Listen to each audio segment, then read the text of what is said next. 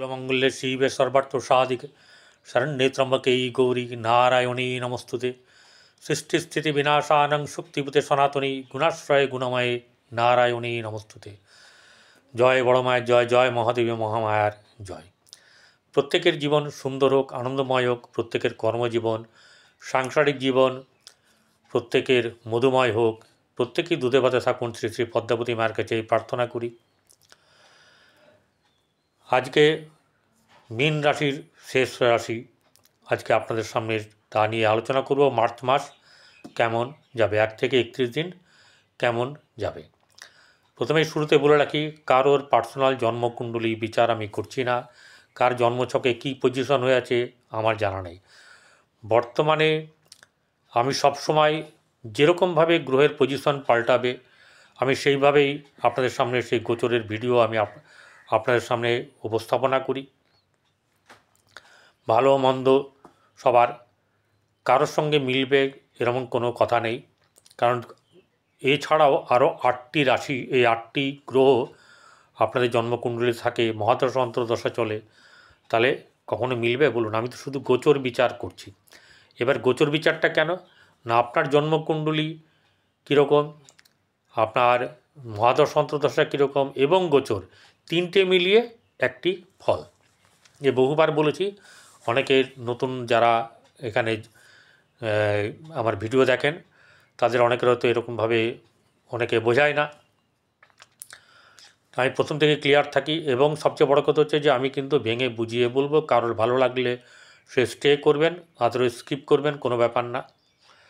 যার ভালো লাগবে না ভিডিওটি স্কিপ করবেন, কারণ আমার দর্শক বন্ধু যারা আছেন, আমার এই দর্শক বন্ধু বা দর্শকবৃন্দ প্রত্যেকেই কিন্তু আপনার ভালো করে ভিডিও দেখেন। এদের জন্য আমি আন্তরিকভাবে ধন্যবাদ জানাই। যারা সাবস্ক্রাইব করেছেন তাদেরকে অসংখ্য ধন্যবাদ। যারা সাবস্ক্রাইব এখনও করেননি তারা সাবস্ক্রাইব করবেন, পাশে থাকা বেল আইকনে ক্লিক করে অল বটমে অবশ্যই করে প্রেস করবেন। যারা আমার কাছে দেখাতে হবে এমন কোনো ব্যাপার না, অনেক জ্যোতিষী আছে। আপনাদের যদি কোনো রকম অসুবিধা হয়ে থাকে, আপনারা বুঝছেন আপনাদের ভালো যাচ্ছে না, যেরকমভাবে বলা হচ্ছে সেরকম আপনাদের হচ্ছে না, তাহলে আপনারা কোনো জ্যোতিষীকে কিন্তু দেখিয়ে নেবেন, এটা আমার বলা রইল। আর যদি কেউ পার্সোনালি আমার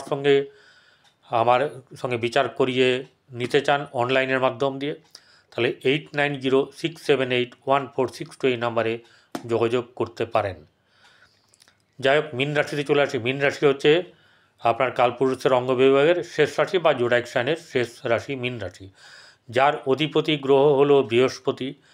যেখানে হচ্ছে গিয়ে বলা হয় কারাগার, জেল হাজত, আপনার বিদেশ, মোক্ষ লাভ, এরকম ধরনের বেড কমফোর্ট, এরকম অনেক কিছু আছে।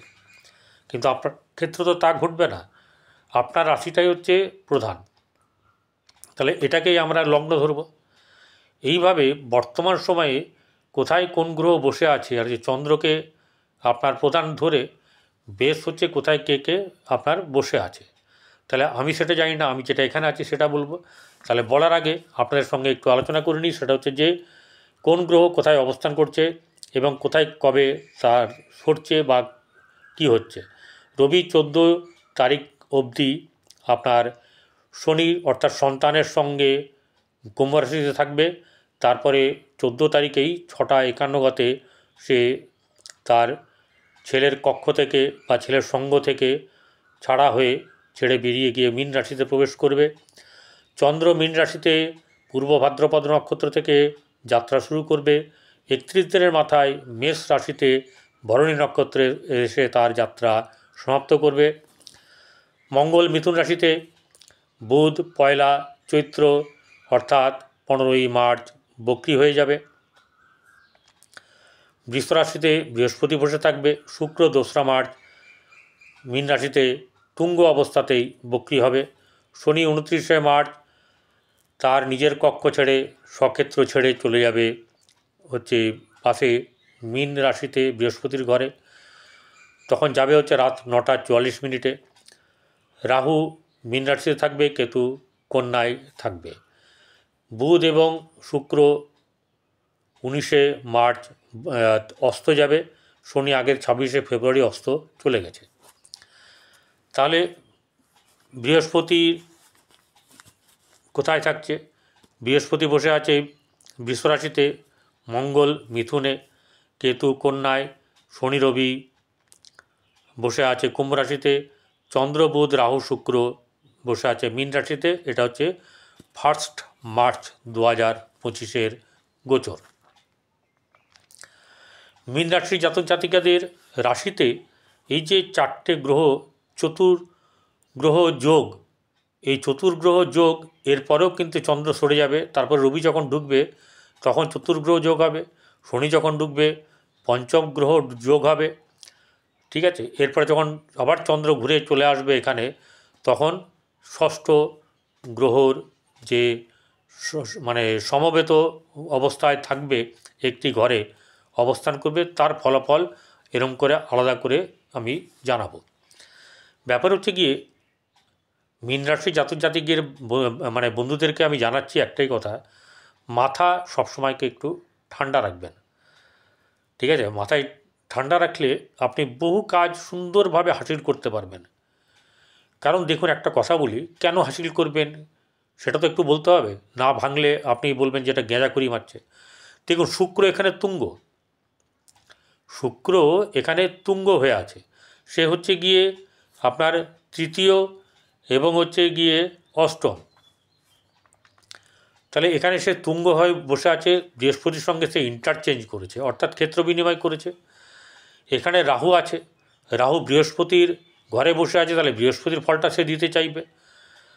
এখানে বুধ আছে নিচস্থ হয়ে, সেই বুধ নিচস্থ অবস্থায় থাকলেও শুক্র তার বন্ধু, সে যখন তুঙ্গ আছে তাহলে বুধ হচ্ছে নিজভঙ্গ আপনার হয়ে যাবে এখানে। তাহলে সবাই বলপ্রাপ্ত আছে, তাহলে আপনি পাবেন না কেন? অবশ্যই করে পাবেন। দেখুন, এখানে রাহু যেখানে যেখানে দৃষ্টি দিয়ে আছে খারাপ হলেও একটা জিনিস হচ্ছে যে সে তো মানে বৃহস্পতিকে রিপ্রেজেন্ট করছে। আবার বৃহস্পতি এখানে থেকে যেমন অনেকগুলো ঘরকে দেখছে, যেমন সপ্তম ভাবকে দেখছে, রাহুও দেখছে, শুক্র দেখছে, বুধ দেখছে, কিন্তু বৃহস্পতিও দেখছে। বৃহস্পতি আরেকটা জায়গায় দেখছে, ভাগ্যভাবকে দেখছে। দশম ভাব বৃহস্পতি নিজেই কারক গ্রহ, আবার একাদশ ভাবকেও সে দেখছে। তাহলে এখানে নবম, দশম, একাদশ ইম্পর্ট্যান্ট জায়গা, গুরুত্বপূর্ণ জায়গা। এই তিনটি জায়গা সলিড থাকলে না, মানে লড়াইয়ের জায়গাটা খুব মানে সংগ্রামের জায়গাটা অনেকটা কমে যায়, মানে সংগ্রামটা কম করতে হয়। এবারে এখান থেকে কী হবে, ধনভাব আপনার কিন্তু ভালো, অর্থনৈতিক অবস্থা আপনার কিন্তু ভালো হবে, ব্যবসায় উন্নতি হবে। কী কী সাবধানতা অবলম্বন করতে হবে সেটা অবশ্যই করে বলবো। তার আগে বলবো যেটা হচ্ছে, মাথা গরম করে কোনো কাজ কিন্তু করতে যাবেন না। হঠকারিতার বসে অনেক কিছু খোয়া যেতে পারে, খারাপ হতে পারে, অশুভ হতে পারে।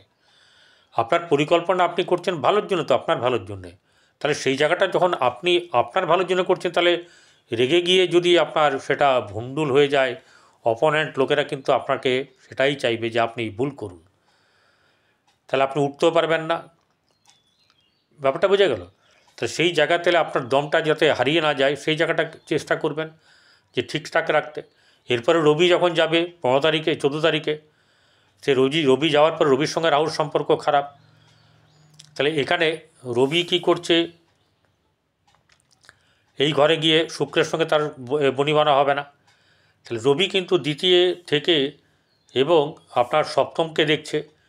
তাহলে এই জায়গাটাতে কিন্তু সপ্তমের জায়গাতে কিন্তু লাভ আছে, অর্থাৎ আপনার ব্যবসা বাণিজ্যে কিন্তু খুব লাভ। কর্মের দিক থেকেও আপনার প্রচুর লাভ, কর্মের দিক থেকে, ভাগ্যর দিক থেকে এবং আয় সাফল্য এই জায়গাতেও কিন্তু আপনি লাভবান হবেন। তাহলে লাভবান তো এমনি এমনি হওয়া যায় না ঘরে বসে থেকে। তাহলে ব্রেনটাকে ঠিক মতন খাটাতে হবে, ঠিক মতন করে নিজেকে কী করতে হবে, সেই জায়গায় এক্সপোজ করতে হবে। বোঝা গেল? তাহলে আর্থিক দিক থেকে এই মার্চ মাসে আপনার এমন ধরনের কিছু হবে না, যদি আপনি নিজে কোনোভাবে ক্ষতি না করেন, অর্থাৎ খুব অপচয় করতে ইচ্ছা করলো, খুব খরচ করতে ইচ্ছা করলো, অথবা আপনার জন্মকুণ্ডলিতে গ্রহ খারাপ আছে, মহাদশা অন্তর্দশা আপনার ভালো চলছে না, সেক্ষেত্রে তো এদিক ওদিক হবেই হবে। তাহলে এখানে দেখা যাচ্ছে যে আপনাকে এই গোচর লাভ দিতে চাইছে। লাভ যখন দিতে চাইছে তাহলে সেই মতন করে চলতে হবে আপনাকে। গৃহে বিবাদ একদম না। গৃহে হতে পারে আপনার মতের সব কিছু মিল হবে এমন ব্যাপার নেই, সবারই মন মানসিকতা ঠিক না। আপনি এমনভাবে প্লে করবেন ঘরে যাতে আপনি সব ম্যানেজ করার মতন আপনার ক্ষমতা থাকে, সেটা কিন্তু আপনার আছে। এটা মানে কোনো গ্যাস গুলগাপ্পা নয়। আপনি কিন্তু সমস্ত চাইলেই ঠিকঠাক করতে পারবেন, সে ক্ষমতা ঈশ্বর আপনাকে দিয়েছে। যে পারেন না, যে করতে চান না, তার কোনদিন জীবনে কোনো কিছু রেমেডি দিয়েও কিছু করা যাবে না। যে নিজে মনে থেকে করতে চাইবেন তার কিন্তু ভালো হবে। এবারে চতুর্থ ঘর গৃহের জায়গা, অর্থের জায়গাটা বললাম, এর অর্থ কিন্তু খরচও হবে প্রচুর, সেই জায়গাটা থেকে আপনাকে একটু লাগাম টানতে হবে।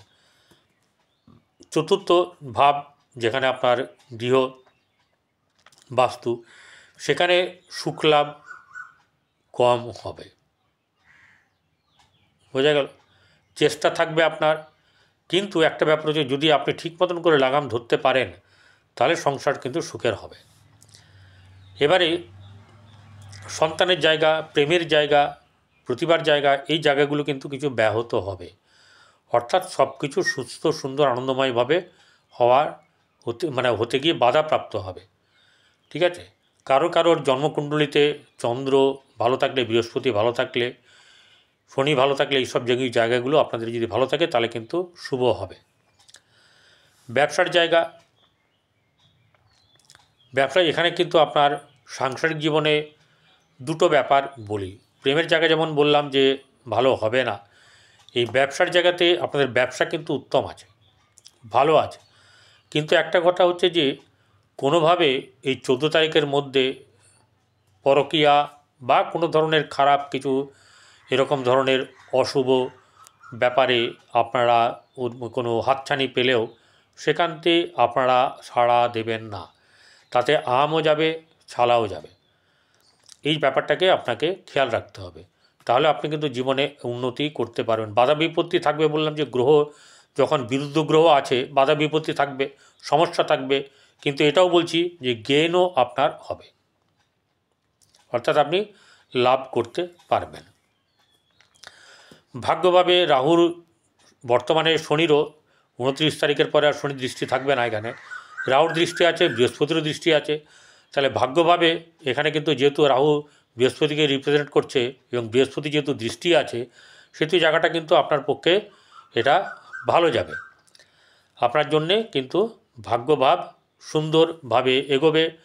কিন্তু একটা কথা বলি যে সব কিছু রাহু যখন দৃষ্টি আছে সব কিছুই সুন্দর হয়ে যাবে এমন ব্যাপারটা কিন্তু ভাবা ভুল।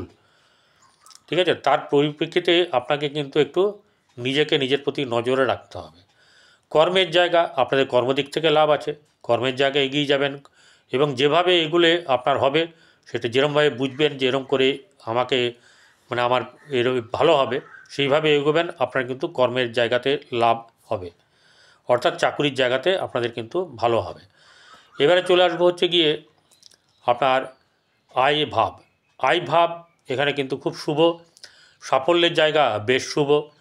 তাই বৃহস্পতির এখানে দৃষ্টি আছে, তাই বৃহস্পতির দৃষ্টি থাকলে আপনার কিন্তু জীবনে খুব ভালো হবে এবং আপনার এই মাসটা মোটামুটিভাবে আপনার ভালো যাবে। কিছু ক্ষেত্রে গণ্ডগোল বাধা বিপত্তি থাকবে, কিন্তু আপনার এগোনো হবে। ভালো থাকবেন, নমস্কার।